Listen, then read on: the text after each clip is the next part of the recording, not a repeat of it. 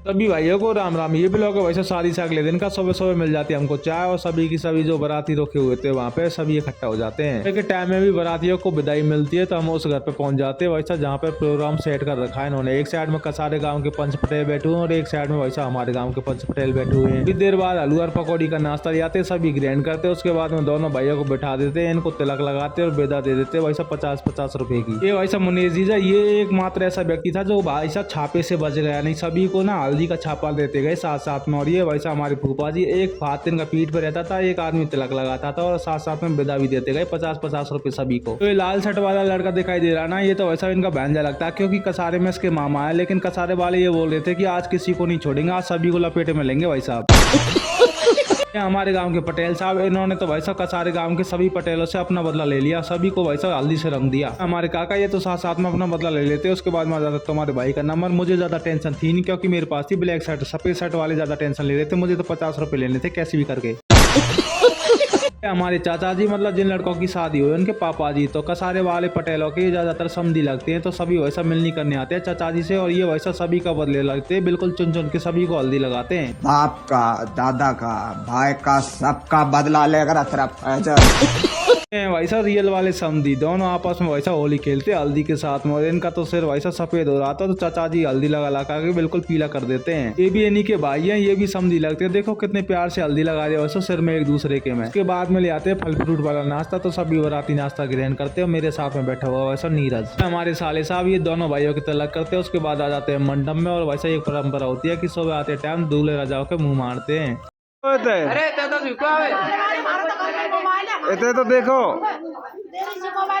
हमारी मोबाइल के ना कोई नहीं देखे या कि सब दुनिया देखेगी। दोस्तों आपसे रिक्वेस्ट है कि इस वीडियो को इतना शेयर करो कि कसारे गांव तक पहुंच जाए कैसे भी करके। ना भाइयों को मंडप में नाश्ता पानी करवाते हो, सूरज की हालत तो भाई सब बिल्कुल खराब कर दी है।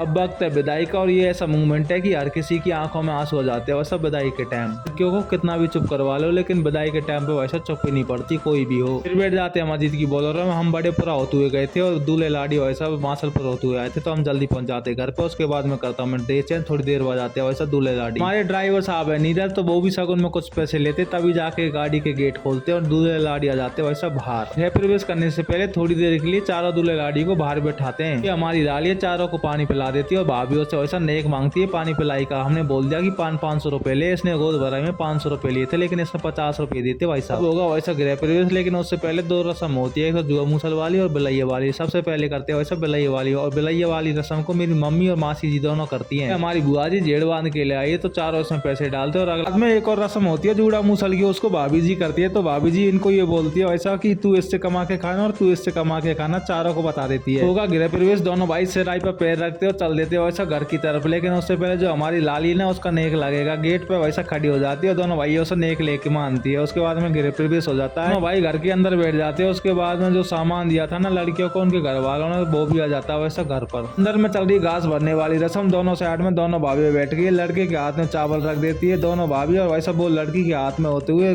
थाली में गिरा देता चावल को। उसके बाद में चारों एक दूसरे को चावल खिलाते हैं। आज की सबसे लास्ट वाली रस्म है कि गोद में बैठने की। जो देवर होता है ना वो भाभी की गोद में बैठता है, तो छोटी वाली की में तो हमारा गोलू बैठ जाता है, बड़ी वाली की में वैसा विकास बैठ जाता है। तो जो दूल्हे होता है विकास ने तो वैसा 11,000 रुपए मांगे थे गोद में बैठने के लिए और गोलू तो ये बोल रहा था कि जो मिल जाए मुझे तो वो ठीक है, लेकिन लास्ट में तो ये 250 रुपए में मान गए दोनों।